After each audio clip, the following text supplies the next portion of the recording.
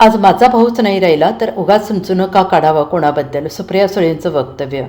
सगळे doctor, health worker तुमचं प्रेम शुभेच्छा. यामुळे पवार साहेबांची तब्येत आता खूप चांगली आहे. तुमच्या सगळ्यांच्या प्रेमामुळे रुबी हॉस्पिटलचे सर्व डॉक्टर, हेल्थ वर्कर यांचे आभार मानते. पवार साहेबांची तब्येत चांगली आहे. 5 दिवसांचा अँटीबायोटिकचा कोर्स आहे. शुक्रवारी त्यांना डिस्चार्ज मिळेल अशी माहिती सुप्रिया सुळे यांनी दिली. सुनेत्रा पवारांच्या प्रश्नावर सुप्रिया सुळे यांनी बोलले आहेत की वहिनींवर आता नवीन मोठी जबाबदारी आहे. त्यामुळे एका डोळ्यात आनंद, एका डोळ्यात अश्रू अशी माझी अवस्था आहे. वहिनी उपमुख्यमंत्री झाल्याचा आनंद आहे, पण दादा नसल्याचं दुःख आयुष्यभर राहील. आणि ही प्रेमाची नाती असतात, टाईम हिल्स असं म्हणतात, पण दादा नसल्याचं दुःख आयुष्यभर राहील असं सुप्रिया सुळे यांनी म्हटलं आहे. आम्हा सगळ्या बहीण भावांचं दादासोबतचे नातं होतं. आमच्या बॅचमध्ये एवढ्या लहान वयात दादा ज्या पद्धतीने गेला, दादाचं जाण्याचं वय नव्हतं. सरत्या वर्षात दादाला कधी थकलेला आजारी बघितला नाही.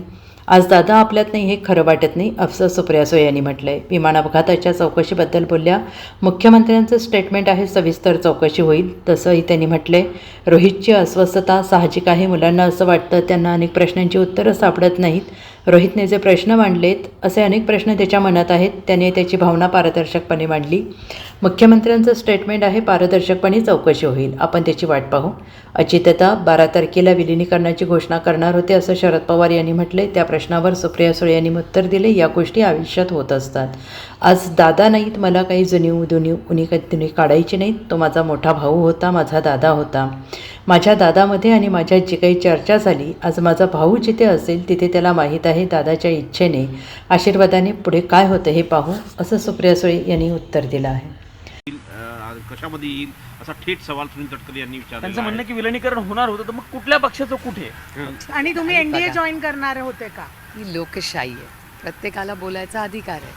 आणि बऱ्याच लोकांना बऱ्याच गोष्टी माहिती आहे, पण अनेक वेळा लोकांना आवडत नाही मी हे बोललेलं. पण तुम्हाला सगळ्यांनाच माहिती आहे माझं पोट किती मोठं आहे. आणि आज माझा भाऊच नाही राहिला हो. त्याच्यामुळे आता काय जुनं उगाच कोणाच्याबद्दल काय काढावं. माझ्या भावाचं आणि माझं जे काय बोलणं होतं ते दादाच्या आणि माझ्यामध्ये आहे आणि ते वास्तव आहे.